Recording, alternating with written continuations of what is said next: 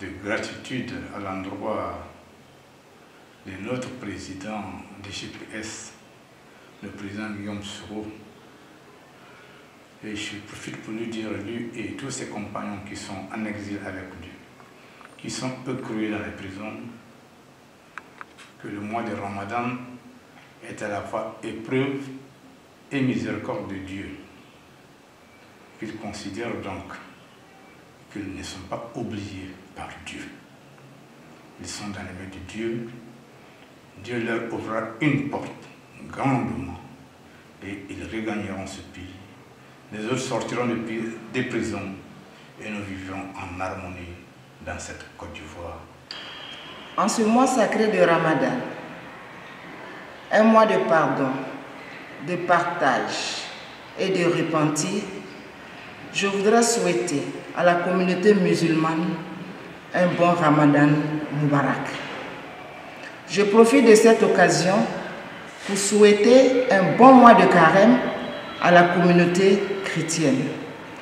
Que Dieu pardonne nos péchés et qu'il nous guide vers le droit chemin.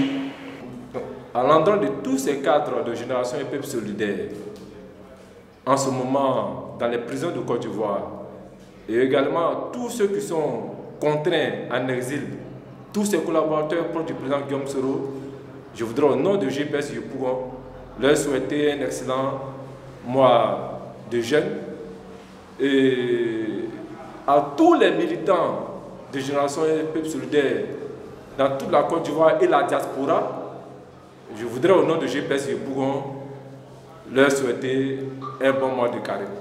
Je voudrais, à l'occasion de ce mois de Ramadan, pour tous les musulmans de Côte d'Ivoire et du monde, souhaiter mes vœux les meilleurs à tous les musulmans de Côte d'Ivoire et du monde.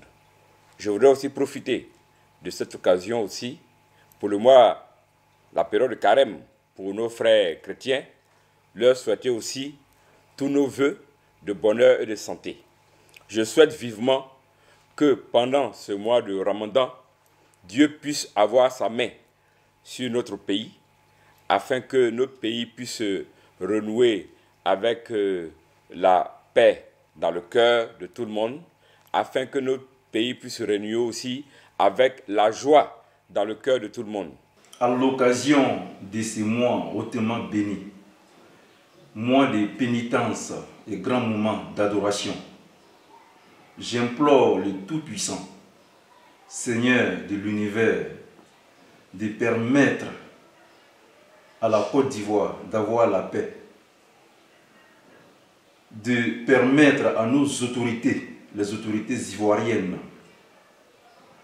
de penser à la libération de nos camarades politiques détenus dans les différentes prisons ivoiriennes,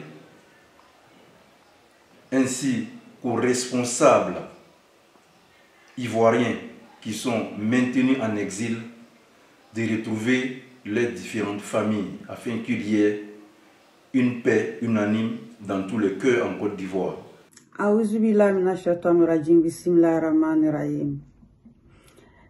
Depuis le jeudi, nous avons, à l'instar de nos coligionnaires du monde entier, entamé le mois béni du Ramadan. Ce mois très important pour nous les musulmans coïncide avec la période du carême chrétien.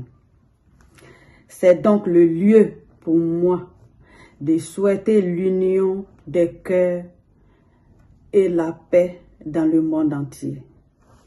J'implore le Tout-Puissant qui nous a fait grâce de cette période d'adoration, de prière et de pénitence, qu'il fasse germer et fleurir l'amour dans nos cœurs. Pour notre pays, la Côte d'Ivoire, j'ai prié pour la réconciliation vraie et la paix entre les filles et les fils de ce pays. Assalamu alaikum wa rahmatullahi wa barakatuh à tous les musulmans et musulmanes de Côte d'Ivoire. Je voudrais, à l'occasion du Ramadan 2023, souhaiter Ramadan Moubarak à tous les musulmans de la République de Côte d'Ivoire, particulièrement à ceux du GPS, et j'ai une pensée à ceux qui sont en exil. Le mois de Ramadan est un mois de solidarité et nous exhortons à tous la solidarité entre nous, entre les militants de GPS, entre les musulmans de Côte d'Ivoire. J'ai une pensée également pour le président Guillaume Kibafoni Soro et lui souhaiter Ramadan Moubarak. Et son exil nous fait défaut, il nous manque beaucoup parce que nous nous rappelons des Ramadans passés, comment est-ce que quand il était dans le pays, comment il entretenait la solidarité dans le mois de Ramadan.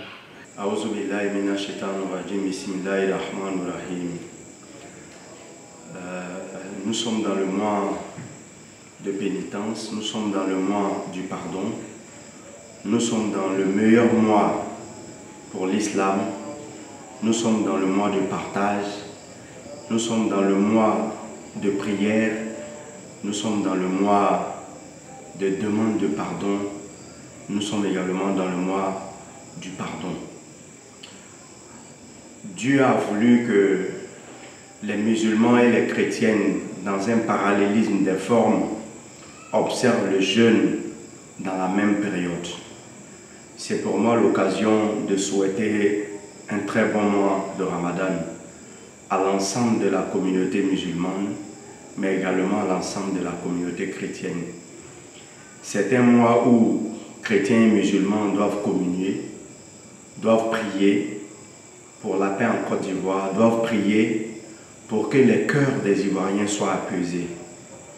Vous voyez, depuis le décès du premier président Félix Houphouët-Boigny, les héritiers, comme on a l'habitude de dire, qui sont les enfants d'Houphouët-Boigny, les petits-enfants d'Houphouët-Boigny, qui devraient prendre le relais de l'héritage du pardon, de l'héritage de l'apaisement, de l'héritage d'une Côte d'Ivoire unie, sont divisés.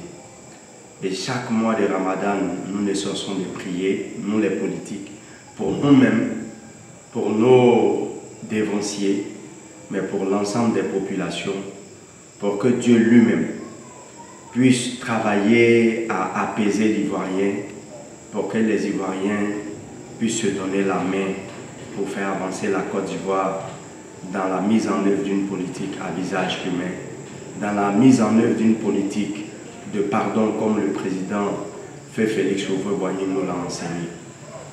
Aujourd'hui, dans l'espace politique, au moment où nous observons le jeûne, je voudrais formuler le vœu que les dirigeants, la classe dirigeante actuelle de la Côte d'Ivoire puissent s'inspirer du modèle du prophète de l'islam, puissent s'inspirer du modèle du premier président Félix Houphouët-Boigny pour apaiser ces familles qui depuis des années ne vivent pas dans leur foyer avec leur papa, avec leurs frères, avec leur époux. Nous avons des amis, des compagnons qui sont en prison, pour certains qui sont condamnés à 2 ans, à 20 ans, voire à perpétuité. Nous demandons la miséricorde de Dieu pour que cela puisse recouvrer la liberté. Le mois de Ramadan qui fait partie des 5 piliers de l'islam, vient de commencer. Et c'est un mois de grande spiritualité, c'est un mois de jeûne, c'est un mois de prière, c'est un mois de demande de vœux à notre Créateur dans notre vie. Et pour coïncidence, le mois de Ramadan et le jeûne chrétien se sont tous retrouvés cette année à la même période. Je voudrais profiter donc de cette occasion pour faire des vœux de ce grand mois de spiritualité pour les musulmans, mais aussi pour les chrétiens.